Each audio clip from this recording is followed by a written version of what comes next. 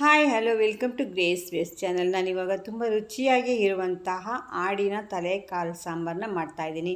ತುಂಬ ಅದ್ಭುತವಾಗಿರುತ್ತೆ ಮತ್ತು ಸ್ಪೆಷಲ್ ಆಗಿರುತ್ತೆ. ತುಂಬ ಈಸಿಯಾಗಿ ಮಾಡ್ಕೊಳ್ಳೋಣ. ಹೇಗೆ ಮಾಡೋದು ಅಂತ ನೋಡೋಣ. ಮೊದಲಿಗೆ ನಾನಿಲ್ಲಿ 2 kg ಆಗುವಷ್ಟು ತಲೆಕಾಲನ್ನ ನಾನಿಲ್ಲಿ ತೊಗೊಂಡು ಬಂದು ವಾಶ್ ಮಾಡಿ ಇಟ್ಕೊಂಡಿದ್ದೀನಿ. ಅರಿಶಿನ ಮತ್ತು ಉಪ್ಪು ಹಾಕಿ ವಾಶ್ ಮಾಡಿದ್ದೀನಿ. ಈಗ ಅದು ಮಸಾಲೆ ರೆಡಿ ಮಾಡ್ಕೊಳ್ಳೋಣ.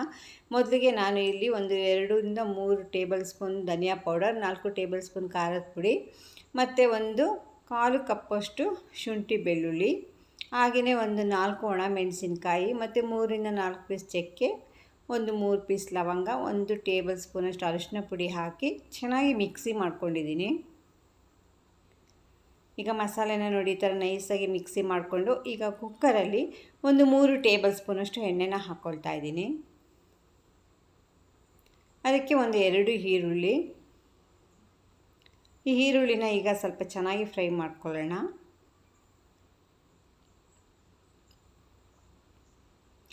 ಇದು ಸ್ವಲ್ಪ ಚೆನ್ನಾಗಿ ಇವಾಗ ಫ್ರೈ ಆದಮೇಲೆ ನಾವು ರುಬ್ಬಿರುವಂತಹ ಮಸಾಲೆನ ಹಾಕ್ಕೊಂಡು ಫ್ರೈ ಮಾಡ್ಕೊಳ್ಳೋಣ. ನೋಡಿ ಇವಾಗ ಮಸಾಲೆನ ಹಾಕ್ಕೊಳ್ತಾ ಇದ್ದೀನಿ. ಇದು ಚಪಾತಿ, ಮುದ್ದೆ, ರೊಟ್ಟಿ, ರೈಸ್ ಎಲ್ಲದ್ರ ಜೊತೆನೂ ಕೂಡ ತುಂಬ ಚೆನ್ನಾಗಿರುತ್ತೆ. ತಲೆಕಾಲು ಸಾಂಬಾರು ಅಂತೇಳಿದರೆ ಎಲ್ಲರೂ ಇಷ್ಟಪಡ್ತಾರೆ. ತುಂಬ ಚೆನ್ನಾಗಿರುತ್ತೆ, ಒಂಥರ ಟೇಸ್ಟೇ ಡಿಫ್ರೆಂಟಾಗಿರುತ್ತೆ. ಯಾವಾಗಲೂ ಮಟನ್ ತಿಂದು ಚಿಕನ್ ತಿಂದು ಬೇಜಾರಾಗಿದ್ದರೆ ಈ ಟೇಸ್ಟಲ್ಲಿ ಮಾಡ್ಕೊಂಡು ಊಟ ಮಾಡೋದ್ರಿಂದ ತುಂಬ ರುಚಿಯಾಗಿರುತ್ತೆ. ಈಗ ಮಸಾಲೆ ಆಯಿತು. ಇವಾಗ ನಾನು ಟೊಮೆಟೊ ಮತ್ತು ಈರುಳ್ಳಿನ ಹಾಕ್ಕೊಳ್ತಾ ಇದ್ದೀನಿ. ಒಂದು 8 ಟೊಮೆಟೊ ಮತ್ತು ಒಂದು 6 ಈರುಳ್ಳಿ ಹಾಕ್ಕೊಂಡು ನಾನಿವಾಗ ಮಿಕ್ಸಿ ಮಾಡ್ಕೊಳ್ತೀನಿ. ಹಾಗೆಯೇ ಸ್ವಲ್ಪ ಕೊತ್ತಂಬರಿ ಸೊಪ್ಪು, ಇದಿಷ್ಟನ್ನು ರುಬ್ಬಿಟ್ಟು ಇವಾಗ ಈ ಮಸಾಲೆನೂ ಕೂಡ ನಾನಿವಾಗ ಕುಕ್ಕರ್ಗೆ ಹಾಕ್ಕೊಳ್ತಾ ಇದ್ದೀನಿ.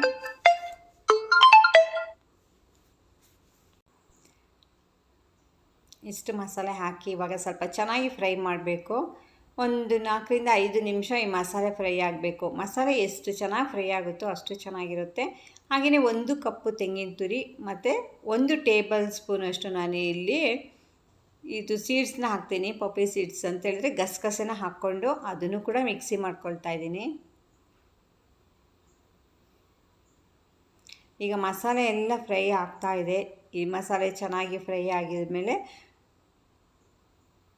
ಈ ವಾಶ್ ಮಾಡಿ ಇಟ್ಟಿರುವಂತಹ ತಲೆಕಾಲನ್ನ ನಾನು ಇದಕ್ಕೆ ಹಾಕ್ಕೊಳ್ತಾ ಇದ್ದೀನಿ.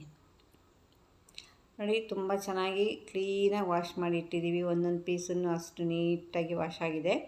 ಎಲ್ಲವನ್ನು ಇವಾಗ ನಾನು ಕುಕ್ಕರ್ಗೆ ಹಾಕ್ಕೊಂಡು ಅದನ್ನು ಚೆನ್ನಾಗಿ ಮಿಕ್ಸ್ ಮಾಡ್ಕೋಬೇಕು. ಎಲ್ರಿಗೂ ತುಂಬ ಇಷ್ಟ ಆಗುತ್ತೆ. ನಾವು ಯಾರೇ ಆಗ್ಬೋದು, ತಲೆಕಾಲು ಸಾಂಬಾರು ಅಂತೇಳಿದರೆ ಈಗ ಮಟನ್ ತಿನ್ನೋ ಜಾಗದಲ್ಲಿ ಈ ತಲೆಕಾಲು ತಿನ್ನಬೇಕಂತೇಳಿದ್ರೆ ತುಂಬ ಖುಷಿಯಾಗುತ್ತೆ. ಮತ್ತು ಅದು ಸೂಪ್ ಮಾಡಿ ಕುಡಿದ್ರೂ ಕೂಡ ತುಂಬ ಟೇಸ್ಟು, ನಮ್ಮ ಆರೋಗ್ಯಕ್ಕೆ ತುಂಬಾ ಒಳ್ಳೆ ಪದಾರ್ಥ ಇದು ತಲೆಕಾಲು ಸಾಂಬಾರು ಇರ್ಬೋದು. ಮತ್ತು ಸೂಪ್ ಕೂಡ ತುಂಬ ಒಳ್ಳೆಯದು. ಹಾಗೆಯೇ ರುಚಿಗೆ ತಕ್ಕಷ್ಟು ಉಪ್ಪನ್ನು ಕೂಡ ಆ್ಯಡ್ ಮಾಡ್ಕೊಳ್ತಾ ಇದ್ದೀನಿ.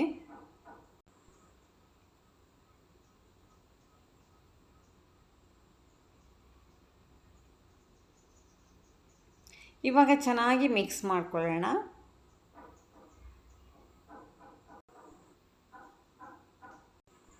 ಈ ಮಸಾಲೆ ಎಲ್ಲ ಇವಾಗ ಚೆನ್ನಾಗಿ ಮಿಕ್ಸ್ ಆಗಬೇಕು. ಮತ್ತು ಇದು ಒಂದು 2ರಿಂದ 3 ನಿಮಿಷ ಹಾಗೇ ಬೇಯಿಸ್ಕೋಬೇಕು.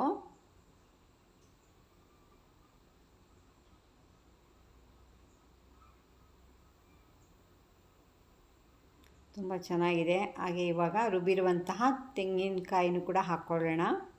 ಅದನ್ನು ಹಾಕಿ ಚೆನ್ನಾಗಿ ಮಿಕ್ಸ್ ಮಾಡ್ಕೊಳ್ಳೋಣ. ಎಷ್ಟು ರುಚಿಯಾಗಿರುತ್ತಂದರೆ ಅಷ್ಟು ರುಚಿ ಇರುತ್ತೆ.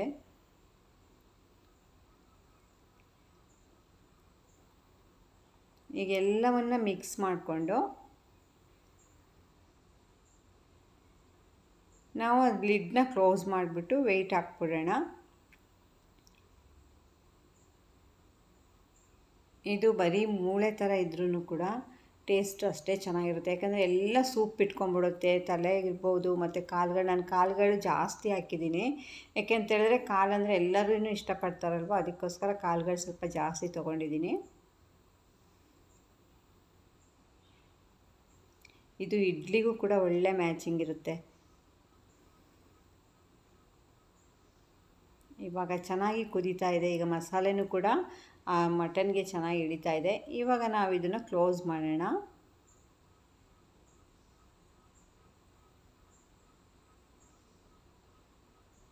ತುಂಬ ಗಟ್ಟಿ ಏನು ಸಾಂಬಾರು ಮಾಡಬಾರ್ದು, ಸ್ವಲ್ಪ ಮೀಡಿಯಮ್ ಆಗಿದ್ದರೆ ಸಾಕು. ತುಂಬ ಗಟ್ಟಿ ಇರೋದು, ಗಟ್ಟಿ ಆಗಿಬಿಟ್ರೆ ಒಂಥರ ಗೊಜ್ಜು ಥರ ಆಗಿಬಿಡುತ್ತೆ ಅಲ್ವಾ. ಅದಕ್ಕೋಸ್ಕರ ನಮಗೆ ಎಷ್ಟು ಕ್ವಾಂಟಿಟಿ ಬೇಕು ಅಷ್ಟು ಕ್ವಾಂಟಿಟಿಯಲ್ಲಿ ನಾವು ನೀರನ್ನ ಆ್ಯಡ್ ಮಾಡಿಕೊಂಡು ಮಾಡೋಣ. ಈಗ ಆಲ್ಮೋಸ್ಟ್ ಎಲ್ಲ ಬೇಯ್ತು. ಇವಾಗ ನಾನು ಕುಕ್ಕರ್ನ ಕ್ಲೋಸ್ ಮಾಡ್ತಾಯಿದ್ದೀನಿ. ಕ್ಲೋಸ್ ಮಾಡಿ ಒಂದು 7 ನಿಮಿಷ ಬೇಯಿಸಿದರೆ ಸಾಕು. 7 ಮಿನಿಟ್ಸಲ್ಲಿ ಫುಲ್ ರೆಡಿಯಾಗಿರುತ್ತೆ. ನೋಡಿ ಇವಾಗ ಮಟನ್ ಚೆನ್ನಾಗಿ ಬೆಂದಿದೆ, ತುಂಬ ಚೆನ್ನಾಗಿ ಎಣ್ಣೆ ಎಲ್ಲ ಬಿಟ್ಕೊಂಡಿದೆ. ಎಣ್ಣೆ ಬಿಟ್ಕೊಂಡಾಗಲೇ ಗೊತ್ತಾಗುತ್ತೆ ಈ ಸಾಂಬಾರು ರೆಡಿಯಾಗಿದೆ ಅಂತ. ನೋಡಿ ಎಷ್ಟು ಅದ್ಭುತವಾಗಿ ಎಷ್ಟು ಚೆನ್ನಾಗಿ ರೆಡಿಯಾಗಿದೆ ತಲೆಕಾಲು ಸಾಂಬಾರು. ಇನ್ನೇನಿದ್ರು ಅದಕ್ಕೆ ಒಂದು ನಿಂಬೆಹಣ್ಣ ಹಿಂಡ್ಕೊಂಡು ಊಟ ಮಾಡೋದೊಂದೇ ಬಾಕಿ. ನಾವಿವಾಗ ಮುದ್ದೆ ಜೊತೆ ಇದನ್ನು ಊಟ ಮಾಡ್ತಿದ್ದೀವಿ. ಮುದ್ದೆನೂ ಕೂಡ ರೆಡಿ ಆಗ್ತಾಯಿದೆ. ತುಂಬ ಅದ್ಭುತವಾದಂತಹ ತಲೆಕಾಲು ಸಾಂಬಾರು ರೆಡಿಯಾಗಿದೆ. ಮಟನ್ ಕೂಡ ಬೆಂದಿದೆ. ನೀವು ಒಂದು ಸಲ ಟ್ರೈ ಮಾಡಿ ಹೇಗಿತ್ತು ಅಂತೇಳ್ಬಿಟ್ಟು ನನಗೆ ಕಮೆಂಟ್ ಮಾಡಿ ಹೇಳಿ. ಹಾಗೆಯೇ ಯಾರ್ಯಾರು ನನ್ನ ಚಾನಲ್ನ ಸಬ್ಸ್ಕ್ರೈಬ್ ಮಾಡಿಲ್ಲ ಪ್ಲೀಸ್ ಸಬ್ಸ್ಕ್ರೈಬ್ ಮಾಡಿ, ಲೈಕ್ ಮಾಡಿ, ಶೇರ್ ಮಾಡಿ. ನೋಡಿ ಎಷ್ಟು ಚೆನ್ನಾಗಿ ಬಂದಿದೆ ಸಾಂಬಾರು ಅಂತೇಳಿದರೆ ಅಷ್ಟು ತುಂಬ ಅದ್ಭುತವಾಗಿದೆ. ಟೇಸ್ಟ್ ಕೂಡ ಅಷ್ಟೇ ಚೆನ್ನಾಗಿರುತ್ತೆ. ಯಾಕಂದರೆ ಇದಕ್ಕೆ ಜಾಸ್ತಿ ನಾವು ಹೆಚ್ಚು ಮಸಾಲೆ ಏನೂ ಹಾಕ್ತಾಯಿಲ್ಲ.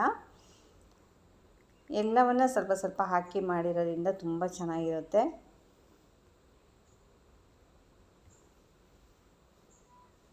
ನೋಡಿ ನೋಡ್ತಾ ಇದ್ದರೆ ಈಗ ತಕ್ಷಣ ಊಟ ಮಾಡಿಬಿಡೋಣ ಅನ್ನಿಸ್ತಾ ಇದೆ, ಅಷ್ಟು ಚೆನ್ನಾಗಿದೆ. ಮಕ್ಕಳಿಗೆಲ್ಲ ತುಂಬ ಒಳ್ಳೆಯದಿದು. ಇದರಲ್ಲಿ ಎಲ್ಲ ಸೂಪ್ ಇರುತ್ತೆ. ಇದು ನಮ್ಮ ಮೂಳೆಗಳಿಗೆ, ಕೈ ಕಾಲುಗಳಿಗೆಲ್ಲ ತುಂಬ ಒಳ್ಳೆಯದು. ಓಕೆ ಫ್ರೆಂಡ್ಸ್, ಹೀಗೆ ನನ್ನ ವೀಡಿಯೋನ ನೋಡ್ತಾ ಇರಿ. ಹೊಸ ವೀಡಿಯೋ ಜೊತೆ ನಾನು ಪುನಃ ನಿಮಗೆ ಸಿಗ್ತಾ ಇರ್ತೀನಿ. Okay, thank you, bye.